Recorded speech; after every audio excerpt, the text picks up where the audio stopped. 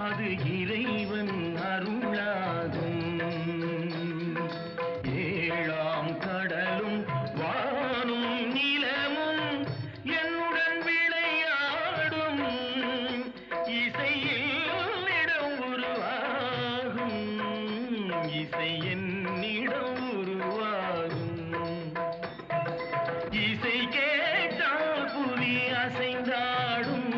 அது இறைவன் அருளாகும்.